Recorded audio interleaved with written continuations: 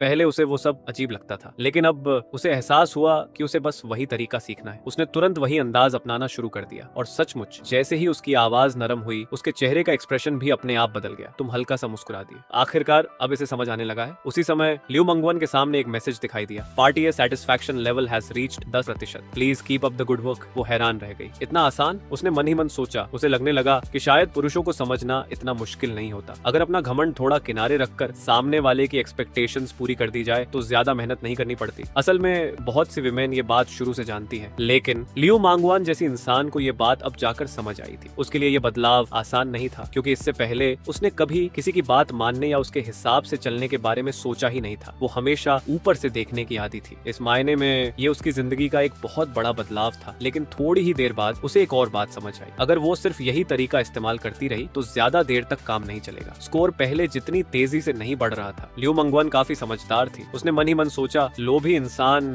इसे और भी ज्यादा स्वीट रिवॉर्ड्स चाहिए। इसलिए उसने नरम आवाज में कहा, ब्रदर येलिन, अब मत मारो, तुम्हारा हाथ भी तो थक गया होगा। आंटी तुम्हारा हाथ मसाज कर देती है, ठीक है? ये कहते ही उसने देखा सेटिस्फैक्शन लेवल तुरंत 5 पॉइंट्स बढ़ गया। उसने मन ही मन कहा, समझ गई, खुद से पहल करनी पड़ती है। तुमने एक मैट्रेस निकाला और उसे फ्लोर पर बिछाकर स्टार शेप में लेट गए। लियू मांगवान धीरे धीरे रेंगते हुए तुम्हारे पास आई, लेकिन उसे मसाज करना बिल्कुल नहीं आता था। वो बस इधर उधर हाथ दबाने लगी। स्कोर बिल्कुल नहीं बढ़ा। कुछ देर बाद उसने देखा कि सेटिस्फैक्शन लेवल उल्टा कम होने लगा है। -1, -2, -3। लियू मंगवान घबरा गई। इतनी मेहनत से कमाए हुए पॉइंट्स घट भी सकते हैं? वो तुरंत फिर से हाथ चलाने लगी। धीरे धीरे गिरे हुए पॉइंट्स वापस आने लगे। समय बीतता गया। लियू मांगवान ने मन ही मन चुपचाप बड़बड़ाया, आखिर तुम्हारे दिमाग में बस ऐसी ही बातें चलती रहती हैं। लेकिन कुछ देर बाद सेटिस्फैक्शन लेवल फिर धीरे होने लगा। तभी ऊपर से तुम्हारी आवाज आई, तुम कुछ बोल क्यों नहीं रही? लियू मंगवान को याद आया, अभी थोड़ी देर पहले उसकी नरम आवाज से भी सेटिस्फैक्शन लेवल बढ़ा था। इसलिए हाथ चलाते हुए उसने लगातार तुम्हारी तारीफ करनी शुरू कर दी। फिर उसने मीठी आवाज में कहा, आंटी को तो ये सबसे ज्यादा पसंद है। हालांकि मन ही मन वो कुछ और ही सोच रही थी। तुमने पूछा, क्या तुम्हें मेरा तुम्हारी बोन्स एडजस्ट करना पसंद है? लियू मांगवान ने मन ही मन सोचा, भला ऐसा कौन होता है जिसे तुम्हारा बोन्स एडजस्ट करना पसंद आए? लेकिन उसके होंठों से निकला, आंटी को तो ये सबसे ज्यादा पसंद है।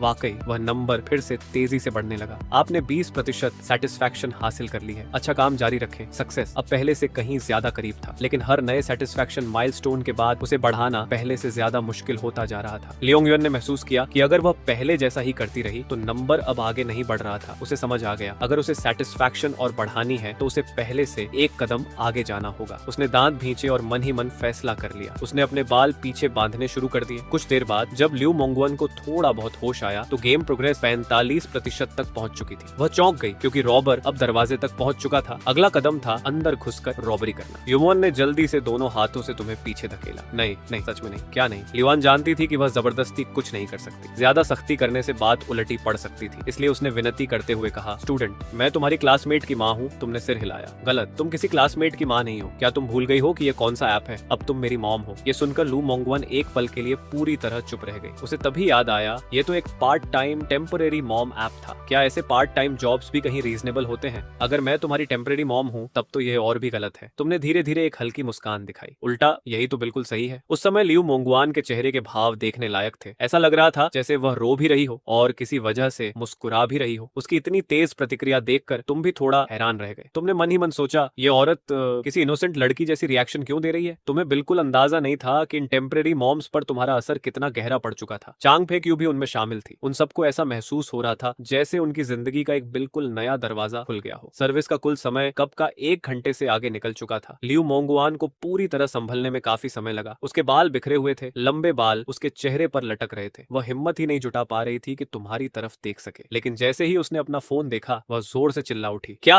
1.5 घंटा होने वाला है? तुम आराम से बोले। हाँ तो क्या यह ऐप हमेशा टाइम का पूरा ध्यान नहीं रखता? 1 घंटा तो कब का पूरा हो चुका। हाँ, क्योंकि आज मैंने 2 आवर्स की सर्विस बुक की थी। ये सुनते ही लियू मंगवान ने तुरंत सिर घुमा लिया। क्या आज 2 घंटे? इस बेकार ऐप ने तो मुझे धोखा दे दिया। घर से निकलने से पहले लियू मंगवान ने ध्यान से यह नहीं देखा था कि सर्विस 1 आवर की थी या 2 आवर्स की। लेकिन असली बात वह नहीं थी। असल बात यह थी कि ऐप ने उससे वादा किया था कि इस बार की सर्विस का रिवॉर्ड पिछली बार से 2 गुना मिलेगा। उसे लगा था कि सिर्फ रिवॉर्ड 2 गुना होगा, लेकिन उसे बिल्कुल उम्मीद नहीं थी कि सर्विस का समय भी 2 गुना निकलेगा। क्या इसका मतलब यह नहीं हुआ कि आखिर में रिवॉर्ड तो लगभग पिछली बार जैसा ही रह गया? ये सोचकर लियू मंगवान गुस्से से भर गई। फिर उसने दोबारा अपनी आंखों के सामने दिखाई दे रहा सेटिस्फैक्शन लेवल देखा। उसे देखकर उसका गुस्सा और बढ़ गया। सेटिस्फैक्शन लेवल 91%, फिर 90%, 89%। नंबर धीरे धीरे लगातार नीचे गिरने लगने लगा। कुछ देर पहले ही सेटिस्फैक्शन 90% से ऊपर पहुंच चुका था, लेकिन वह 100% तक कभी नहीं पहुंचा और अब वह हर पल थोड़ा थोड़ा कम होता जा रहा था। ये ऐप कितना चालाक है।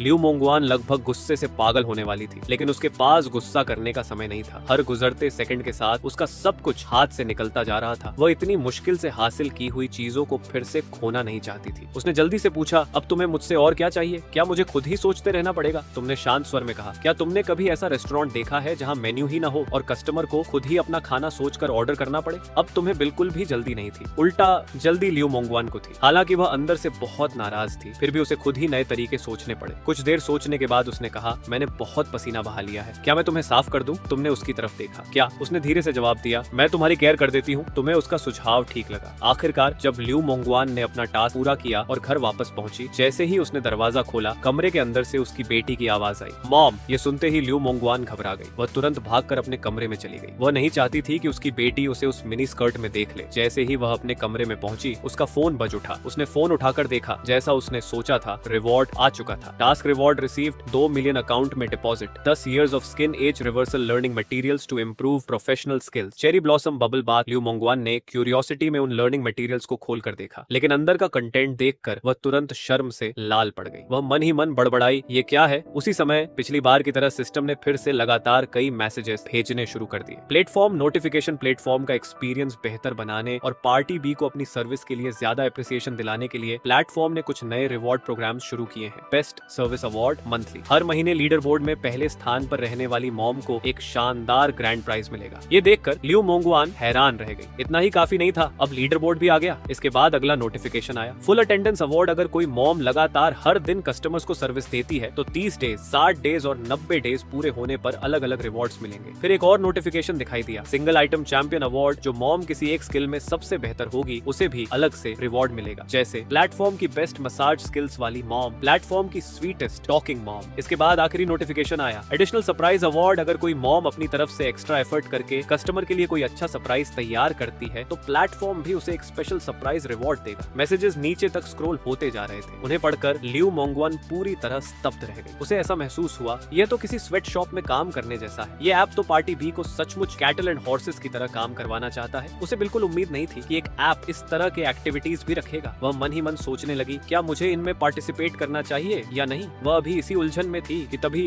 नॉक नॉक नॉक, दरवाजे पर दस्तक हुई। बाहर से उसकी बेटी की आवाज आई, रुआन क्या हुआ? उस समय तक लियू मोंगवान ने अपनी मिनी स्कर्ट भी नहीं बदली थी, इसलिए वह दरवाजा खोलने की हिम्मत नहीं कर पा रही थी। उसने अंदर से ही जवाब दिया, क्या बात है? बाहर से उसकी बेटी बोली, मॉम डोर क्यों नहीं खोल रही हो? अभी जब मैं घर आई थी तब भी आप घर पर नहीं थी। अब लियू रुआन को भी अजीब लगने लगा था। मॉम अंदर क्या कर रही हो? लियू मोंगवान जल्दी से बोली, जरा रुको, मैं कपड़े बदल रही हूँ। लियू रुआन ने धीरे से कहा, मॉम आप आजकल कुछ अजीब बिहेव कर रही हो। पहले उसने इस बात पर ज्यादा ध्यान नहीं दिया था, लेकिन अब उसे अपनी माँ का व्यवहार पहले से ज्यादा असामान्य लगने लगा। कल भी आप 1 घंटे के लिए अचानक गायब हो गई थी, आज पूरे 2 घंटे। आखिर आप गई कहाँ थी? इतने में स्विश, दरवाजा खुल गया। लियू मोंगवान अब एक बाथरोब में थी। उसने खुद को पूरी तरह ढक रखा था और चेहरे पर मुस्कान लाने की कोशिश कर रही थी। लियू रुआन ने ऊपर से नीचे तक अपनी माँ को ध्यान से देखा। उसे याद आया, उसकी मॉम कभी भी सोने से पहले बाथरोब या पजामास नहीं पहनती थी। वह हैरानी से बोली, मॉम आप सच में कुछ छिपा रही हो क्या? लियू मोंगवान मुस्कुराकर बोली, ऐसी कोई बात नहीं है, मैं तुमसे क्या छिपाऊंगी? ये कहते हुए लियू रुआन ने हमेशा की तरह प्यार से अपनी माँ का हाथ पकड़ना चाहा, लेकिन जैसे ही उसकी उंगलियां पास पहुंची, लियू मोंगवान ने बिजली की तरह अपना हाथ तुरंत पीछे खींच लिया।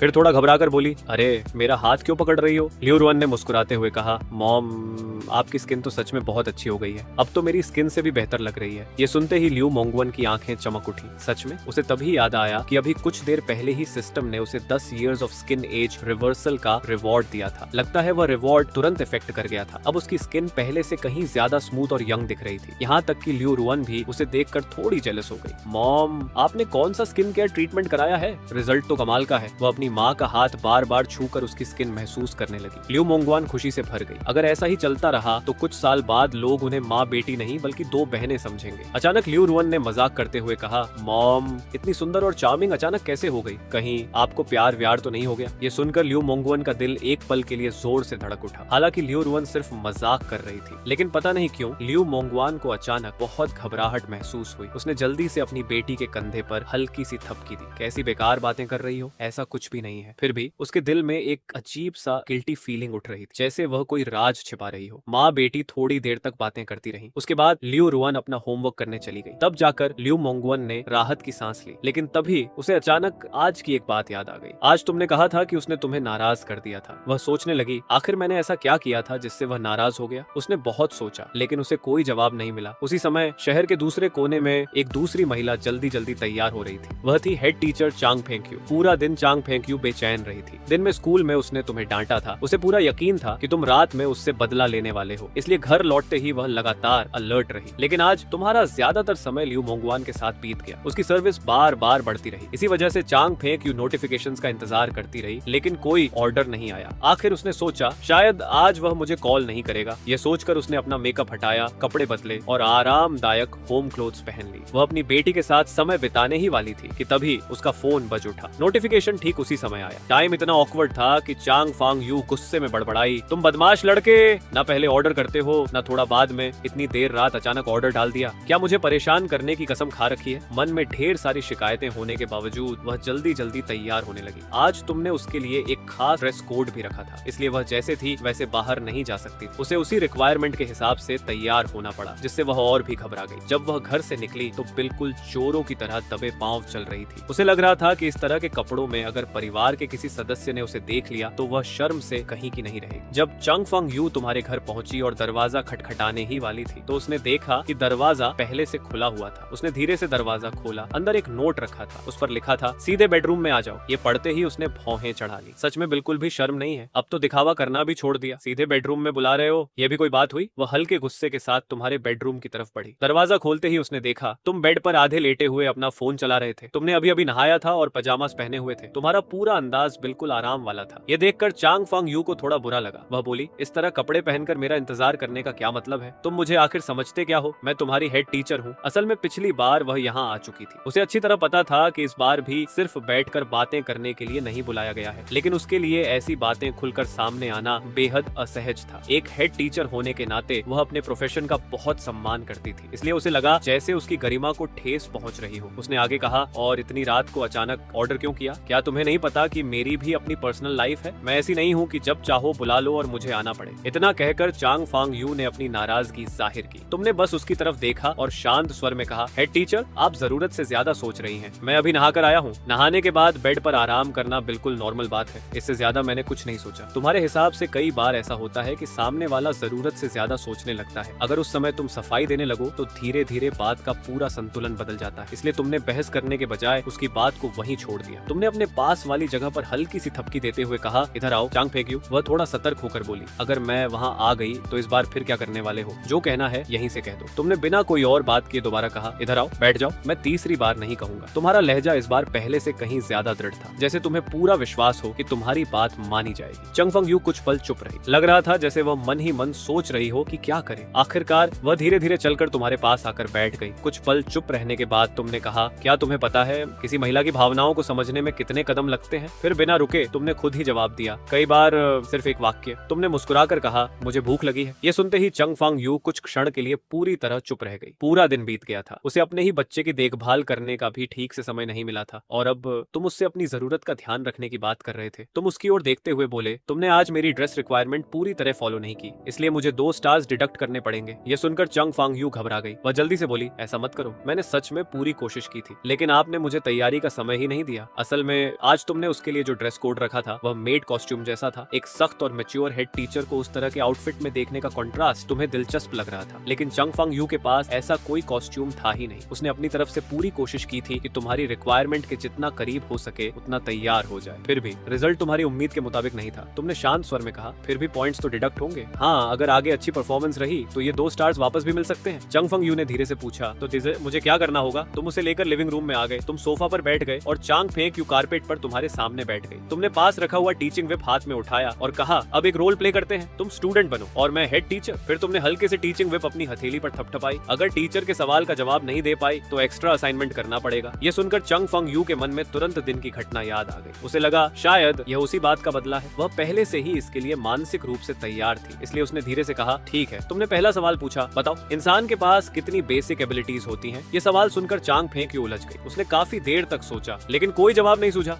आखिर उसने सिर हिलाकर कहा, मुझे नहीं पता। तुमने कहा पहला जवाब गलत। फिर तुमने टीचिंग व्हिप को हल्के से अपनी हथेली पर थपथपाया। चांग फेंग यू ने तुरंत पूछा, तो सही जवाब क्या है? यही सवाल सुनने का तुम इंतजार कर रहे थे। तुम उसके सामने थोड़ा झुककर बैठे और मुस्कुराए। स्टूडेंट चांग फेंग यू, तुम्हारा एक और स्टार कम हो गया, लेकिन अगर ध्यान से सीखोगी तो खोए हुए पॉइंट्स वापस भी मिल सकते हैं और शायद एक एक्स्ट्रा स्टार भी। वह चुपचाप तुम्हारी बात सुनती रही। तुमने आगे कहा, अगला सवाल ध्यान से सुनो। फिर तुमने उसकी तरफ देखते हुए पूछा, बताओ एक इंसान का मुंह कितने काम आता है? ये सुनते ही चांग फेंग यू तुरंत समझ गई कि तुम शायद किस तरफ इशारा कर रहे हो। उसके चेहरे पर हैरानी साफ दिखाई देने लगी। तुमने पूरी गंभीरता से कहा, क्या हुआ? इतनी अच्छी स्टूडेंट होकर भी इतना सिंपल सवाल नहीं समझ पा रही हो? मुंह से इंसान बोलता भी है और सांस भी लेता है। आखिर तुम क्या सोच रही थी? ये सुनकर चंग फेंग यू थोड़ा झेंप गई। सॉरी, मुझे लगा आप फिर से मुझे छेड़ रहे हैं। तुम्हारे चेहरे पर हल्की सी मुस्कान देखकर उसे समझ आ गया तुम जानबूझकर उसे उलझा रहे थे, लेकिन ये भी तुम्हारे सवाल का एक जवाब था। उसने सहज ही सही जवाब का अंदाजा लगा लिया, है ना? चोंग फेंग यू ने तुम्हारे चेहरे को देखकर ही जवाब समझ लिया था। तुम्हारे चेहरे पर सब कुछ लगभग साफ लिखा हुआ था। पक्का स्टूडेंट चैंग, यही तुम्हारा जवाब है? कुछ और जोड़ना है? एक बार फिर सोच लो। जहाँ तक मैं तुम्हें जानती हूँ जवाब यही होना चाहिए, लेकिन अगर मेरा जवाब सही निकला तो फिर तुम मुझे और पनिश नहीं करोगे। तुम जोर से हंस पड़े। स्टूडेंट, तुम सच में बहुत स्मार्ट हो, लेकिन तुम्हारा जवाब गलत है। चोंग फेंग यू के चेहरे की मुस्कान वहीं जम गई। क्या? मैंने तो वही जवाब दिया जो तुम सुनना चाहते थे। फिर तुम क्यों कह रहे हो कि मैं गलत हूँ? क्या असली जवाब नहीं है? तुमने टीचिंग व्हिप अपनी हथेली पर हल्के से थपथपाई। ये जवाब सही है, लेकिन पूरा नहीं, क्योंकि जब इंसान खाना खाता है तो सबसे जरूरी फंक्शन होता है स्वॉलिंग, बस यही। उसके बाद चोंग फेंग यू को एक के बाद एक लेसन मिलता रहा। आखिरकार उसने किस्मत के आगे हार मान ली, बल्कि उसके अंदर हल्की सी एंटिसिपेशन भी पैदा होने लगी। जब सब खत्म हुआ तो उसके कदम ऐसे लड़खड़ा रहे थे जैसे वह रुई पर चल रही हो। घर लौटते ही वह सीधे बिस्तर पर गिर पड़ी और अपना चेहरा तकिए में छिपा लिया। आह! चोंग फेंग यू ने जोर से तकिए पर मुक्का मारा। उसे अचानक अपने आप से बेहद नफरत होने लगी कि उसने अभी फिर वही सब होने दिया। चोंग फेंग यू एक बहुत कॉन्ट्राडिक्टरी औरत थी। वैसे भी लगभग सभी औरतें कॉन्ट्राडिक्टरी होती हैं। अभी कुछ देर पहले उसे यह सब अच्छा लग रहा था, लेकिन जैसे ही वह घर पहुंची उसके दिल में गहरा पछतावा भर गया। मैं ऐसा कैसे कर सकती हूँ? उसे अपनी ही कमजोरी से नफरत होने लगी। वह पहले कितनी दृढ़ थी, लेकिन पता नहीं क्यों जितना ज्यादा वह सोचती गई उतना ही ज्यादा गुस्सा आता गया। वह लगातार तकिए पर मुक्के मारती रही। आखिर उसने अपना फोन उठाया और तुम्हें मैसेज भेजा, अब मुझसे दोबारा मिलने की कोशिश मत करना, सच में अब मुझे दोबारा मत ढूंढना। तुमने जवाब दिया, अगर मैं ऑर्डर प्लेस कर दूं और तुम एक्सेप्ट ही ना करो तो पता है क्या होगा? ये पढ़कर चोंग फेंग यू चुप हो गई। सिस्टम के रूल्स बिल्कुल साफ थे। अगर वह तय समय पर कस्टमर के दरवाजे तक नहीं पहुंची तो जैसे ही समय पूरा होगा, चाहे वह कुछ भी कर रही हो, चाहे कहीं भी हो, उसे तुरंत टेलीपोर्ट कर दिया जाएगा। अगर कोई सच में उसे परेशान करना चाहता तो सर्विस टाइम उसकी क्लास के दौरान भी रख सकता था, या जब वह स्कूल लीडर्स के साथ मीटिंग में हो, या फिर जब वह अपने पेरेंट्स और फैमिली के साथ बैठी हो। जरा सोचो, अगर क्लास के बीच में वह अचानक गायब हो जाए तो वह क्या एक्सप्लेनेशन देगी? सब पूछेंगे, वह कहाँ गई, क्या हुआ, क्या कर रही थी? उसने गहरी सांस छोड़ी। चोंग फेंग यू को लगा जैसे वह शैतानों के अड्डे में फंस चुकी है और अब वहाँ से कभी निकल नहीं पाएगी। उसी समय पीप, कंप्यूटर पर एक नई ईमेल आई। ईमेल एक लॉ फर्म की थी। उसके डिवोर्स ल्यूजिट में नई प्रोग्रेस हुई थी। तुम चैन की नींद सोए। सुबह जब आंख खुली तो खुद को पूरी तरह रिफ्रेश्ड महसूस किया। मानना पड़ेगा, इससे स्लीप क्वालिटी सच में बेहतर हो जाती है, बिल्कुल वैसे ही जैसे बहुत ज्यादा एक्सरसाइज करने से नींद अच्छी आती है। पूरी एनर्जी के साथ तुम स्कूल पहुंचे। स्कूल गेट पर तुम्हारी मुलाकात लू रुअन से हुई। गुड मॉर्निंग, ये देखकर तुम हैरान रह गए। आज इस औरत ने आखिर कौन सी दवा खा ली थी? उसने खुद आगे बढ़कर तुम्हें ग्रीट किया। तुमने उसे दोबारा गौर से देखा। तुम्हें नहीं पता था कि कल उसके अंदर हुई आइडियोलॉजिकल ट्रांसफॉर्मेशन के बाद उसने ऑनलाइन एक आर्टिकल पढ़ा था। उस आर्टिकल में लिखा था कि स्माइल की ताकत बहुत बड़ी होती है। लोगों की तारीफ करना उन्हें क्रिटिसाइज करने से कहीं ज्यादा उन्हें कोऑपरेट करने के लिए तैयार कर देता है। वैसे तो इस तरह के चिकन सूप आर्टिकल्स कुछ भी लिख देते हैं और सब बिलीवेबल लगता है, लेकिन लू रुअन को वह आर्टिकल सच में सही लगा। उसे लगा कि उसमें कही गई बातें काफी रीजनेबल थी, इसलिए उसने स्माइल की पावर को खुद आजमाने का फैसला किया। लेकिन उसे उम्मीद नहीं थी कि तुम इतने शॉक्ड हो जाओगे कि कुछ पल तक कोई रिएक्शन ही नहीं दे पाओगे। तुम्हारी तरफ से कोई रिस्पॉन्स न मिलने पर लू रुअन थोड़ा अनहैप्पी हो गई। उसने मन ही मन सोचा, ये मुझे इतनी एंथुसियाज्म से ट्रीट क्यों नहीं कर रहा? क्या मेरी स्माइल काफी नहीं है? तुम बिना कुछ कहे क्लासरूम की तरफ चलते रहे। सीढ़ियां चढ़ते समय फिर तुम्हारी मुलाकात चोंग फेंग यू से हुई। जैसे ही उसने तुम्हें देखा वह मुस्कुरा दी। मॉर्निंग स्टूडेंट या? तुम्हारे चेहरे पर बड़ा सा क्वेश्चन मार्क बन गया। आज आखिर इन सभी औरतों को हुआ क्या है? पहले लू रुअन और अब ये फीमेल टाइगर भी तुम्हें देखकर मुस्कुरा रही थी। आखिर चल क्या रहा है? चोंग फेंग यू की पर्सनालिटी के हिसाब से रात में तुम्हारे साथ उसका सीक्रेट ट्रस्ट एक अलग बात थी, लेकिन दिन में स्कूल पूरी तरह अलग मामला था। आमतौर पर वह तुम्हें देखकर जानबूझकर सख्त चेहरा बना लेती ताकि पहले तुम कहो गुड मॉर्निंग टीचर चांग और उसके बाद ही वह हल्के से जवाब देती। लेकिन आज उसने न सिर्फ खुद पहले तुम्हें ग्रीट किया, बल्कि उसके चेहरे पर एक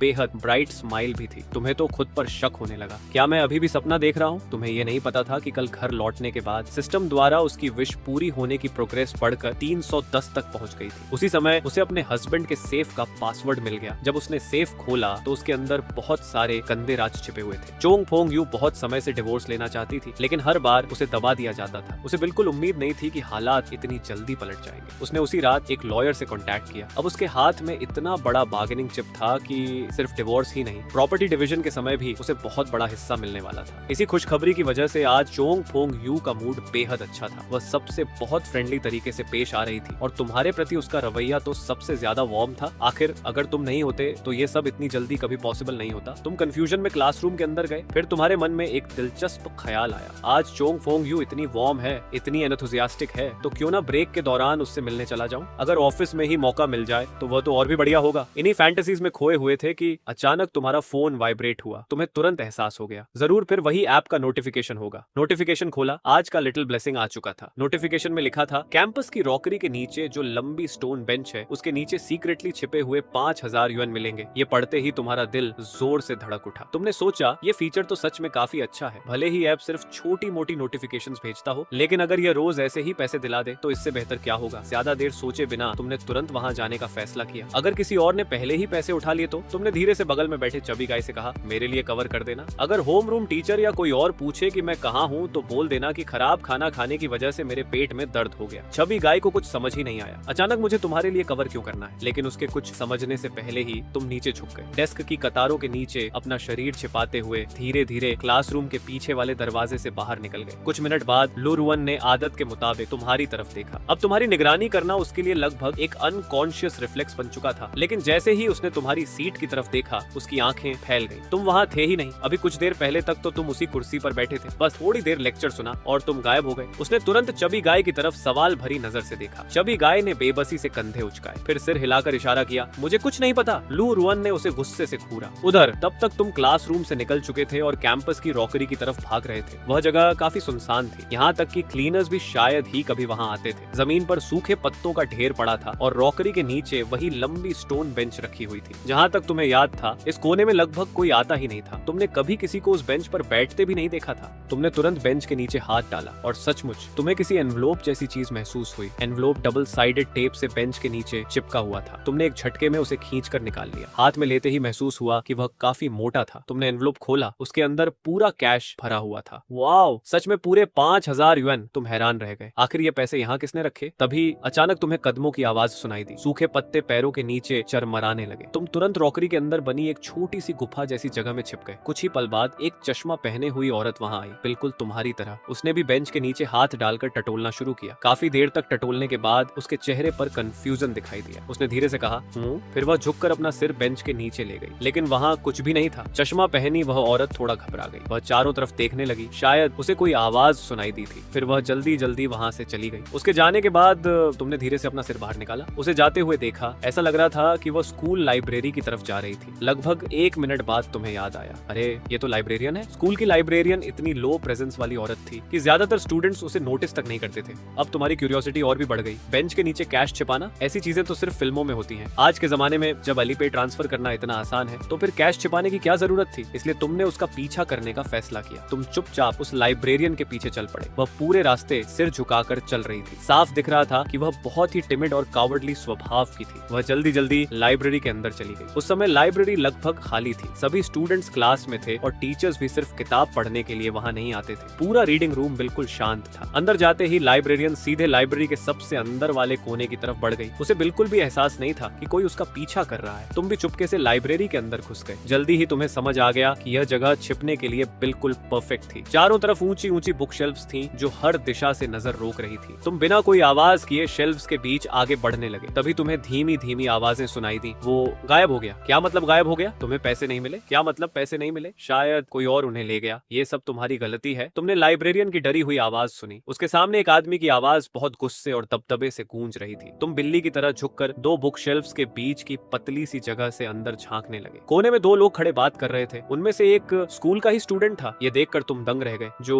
लाइब्रेरियन को डरा रहा था वह कोई और नहीं बल्कि गुमिंगवन था, स्कूल का सबसे ब्रिलियंट स्टूडेंट और लगभग सबका हार्ट थ्रॉब। वह स्टूडेंट रिप्रेजेंटेटिव था, दिखने में हैंडसम, पढ़ाई में हमेशा टॉप, कैरेक्टर और एकेडमिक्स दोनों में एक्सीलेंट। उसके फैमिली कनेक्शंस भी काफी मजबूत थे। तुमने कभी सपने में भी नहीं सोचा था कि उसका इतना अगली साइड भी हो सकता है। तुम मन ही मन सोचने लगे, आखिर लाइब्रेरी लाइब्रेरियन उससे इतनी डरी हुई क्यों है? ये मामला तो काफी बड़ा स्कैंडल लग रहा है। तुम चुपचाप बुक शेल्फ के पीछे छिपे रहे और उनकी बातें ध्यान से सुनते रहे। कुछ देर बाद तुम्हें पूरा मामला लगभग समझ में आ गया। जिस 5000 युआन को तुम उठाकर लाए थे वो असल में एक्सटॉर्शन मनी था। गुमिंगवान ने स्कूल के एक वेल्थी स्टूडेंट को डराकर उससे 5000 युआन वसूले थे। उनकी बातचीत से साफ लग रहा था कि यह पहली बार नहीं था, वह पहले भी कई बार ऐसा कर चुका था और बेंच के नीचे पैसे छिपाने का आइडिया भी उसी का था। वह पीछे से पूरा खेल चला रहा था। आखिर उसकी पब्लिक इमेज बिल्कुल परफेक्ट। वह खुद कभी एक्सटॉर्शन करते हुए या पैसे उठाते हुए दिखाई नहीं देना चाहता था, इसलिए वह खुद कभी डर्टी वर्क नहीं करता था। उसने लाइब्रेरियन को ही एक्सटॉर्शन कॉल्स करने का आदेश दिया था। विक्टिम तय जगह पर कैश छोड़ देता और फिर लाइब्रेरियन जाकर उसे उठा लाती। इस तरह बाहर से देखने पर ऐसा लगता जैसे गुमिंगवन का इस मामले से कोई लेना देना ही नहीं है। तुम्हें याद आया कि गुमिंगवन का फैमिली बैकग्राउंड तो पहले से ही काफी वेल्थी था, फिर भी वह लोगों से पैसे क्यों वसूल रहा था? शायद उसका असली मकसद पैसे नहीं था। हो सकता है उसे सिर्फ दूसरों पर पावर चलाने का मजा आता हो। उसी समय गुमिंगवन फिर से लाइब्रेरियन को डांटने लगा। हालांकि यांग शाओलान एक एडल्ट थी, लेकिन उसके सामने वह डर के मारे कांप रही थी। उसमें जरा भी विरोध करने की हिम्मत नहीं थी। अचानक गुमिंगवान जोर से चिल्लाया, घुटनों पर बैठ जाओ। यांग शाओलान ने कमजोर आवाज में कहा, नहीं। तुमने फिर से बुकशेल्फ की दरार से झांका, तभी तुम्हें उसका नाम पता चला। उसका नाम यांग शाओलान था। लुक्स के हिसाब से तुमने उसे लगभग 6.5/10 का स्कोर दिया, लेकिन उस 6.5 को कम मत समझना। अगर सही क्लॉथ्स हो, अच्छी लाइटिंग हो और पूरे फिल्टर्स इस्तेमाल किए जाए तो वह लाइव स्ट्रीम करके काफी व्यूअर्स जुटा सकती थी। लेकिन अब तुम्हारे स्टैंडर्ड्स पहले जैसे नहीं रहे थे। चोंग फोंग यू और लू रुअन के साथ रहने के बाद तुम्हारी पसंद काफी ऊपर उठ चुकी थी। तुमने मन ही मन एक नया रूल भी बना लिया था, अब से मैं उन दोनों से कम लेवल वाली किसी लड़की में इंटरेस्ट नहीं लूंगा। तुमने चुपचाप अपना फोन निकाला। तुम सोच रहे थे कि क्या इस सब का एविडेंस रिकॉर्ड कर लेना चाहिए। उसी समय यांग शाओलान जोर से चिल्लाई, मुझसे दूर रहो। उसने पूरी ताकत से गुमिंगवान को धक्का दे दिया। ये देखते ही गुमिंगवान पूरी तरह गुस्से में आ गया। अब तुम्हारी हिम्मत इतनी बढ़ गई है। स्लैप। उसने जोर से यांग शाओलान के चेहरे पर थप्पड़ मार दिया। अब ऐसा लग रहा था कि दोनों के बीच हाथापाई होने वाली है, लेकिन यांग शाओलान गुमिंगवान का बिल्कुल मुकाबला नहीं कर सकती थी। तुमने धीरे से पास पड़ी एक किताब उठाई, फिर उसे लाइब्रेरी की बिल्कुल दूसरी दिशा में पूरी ताकत से फेंक दिया। थर्ड किताब जाकर एक बुक शेल्फ से जोर से टकराई। शांत लाइब्रेरी में वह आवाज बहुत तेज गूंज उठी। आवाज सुनते ही गुमिंगवान बुरी तरह चौंक गया। कौन है वहाँ? उसने घबराकर चारों तरफ देखना शुरू कर दिया। अगर इस समय सच में लाइब्रेरी में कोई और मौजूद था तो उसकी पूरी परफेक्ट इमेज एक पल में बर्बाद हो सकती थी। कौन है? वह जोर से चिल्लाया। उसी समय कहीं से तेज कदमों की आवाज सुनाई दी। ये सुनकर गुमिंगवान लगभग डर के मारे पसीने पसीने हो गया। वह तुरंत बुक शेल्फ्स की तरफ भागा, हर एक शेल्फ के पीछे देखने लगा। वह हर हाल में उस छिपे हुए इंसान को ढूंढना चाहता था, लेकिन उसे कोई नहीं मिला। उसके मन में बस एक ही बात चल रही थी, मैं बर्बाद हो गया। वह पागलों की तरह पूरी लाइब्रेरी में खोजता रहा, लेकिन उसे बिल्कुल भी अंदाजा नहीं था कि तुम पहली किताब फेंकते ही वहां से निकल चुके थे। अब तक तुम क्लासरूम बिल्डिंग के नीचे वापस पहुंच चुके थे। जैसे ही तुम ऊपर जाने वाले थे, अचानक किसी ने गुस्से से तुम्हारा नाम पुकारा। तुमने ऊपर देखा, तीसरी मंजिल की रेलिंग के पास चोंग फोंग यू खड़ी थी। वह दोनों हाथ रेलिंग पर टिकाए हुए थी, गुस्से से तुम्हें घूर रही थी। उसकी सांसें तेज थीं, जिससे उसकी भरी हुई छाती हल्के हल्के ऊपर नीचे हो रही थी। असल में चोंग फोंग यू कॉरिडोर से गुजर रही थी। तभी उसकी नजर प्लेग्राउंड पर एक स्टूडेंट पर पड़ी। उसने मन ही मन सोचा, ये किस क्लास का स्टूडेंट है? क्लास के समय बाहर घूमने की इतनी हिम्मत। लेकिन अगले ही पल उसे वह स्टूडेंट कुछ जाना पहचाना लगा। उसने ध्यान से देखा और फिर वह तुरंत गुस्से से भर उठी। आज तो मेरी किस्मत ही खराब है, चूंकि अब वह तुम्हें देख चुकी थी, इसलिए बचने का कोई रास्ता नहीं था। तुमने तुरंत चेहरे पर एक ब्राइट स्माइल लाई और उसकी तरफ हाथ हिलाकर वेव किया। चोंग फोंग यू ने उंगली से तुम्हारी तरफ इशारा किया। अभी के अभी ऑफिस में आओ। तुमने मुस्कुराते हुए जवाब दिया, श्योर थिंग। इतना कहकर तुम सीढ़ियां चढ़ने लगे। लेकिन जैसे ही चोंग फोंग यू ने यह कहा, उसे अचानक महसूस हुआ कि शायद उसने बहुत बड़ी गलती कर दी है। उसने मन ही मन सोचा, रुको, ये आइडिया ठीक नहीं था। अगर तुम सच में ऑफिस के अंदर आ गए तो फिर आगे क्या हो जाएगा, इसका कोई अंदाजा नहीं लगाया जा सकता था।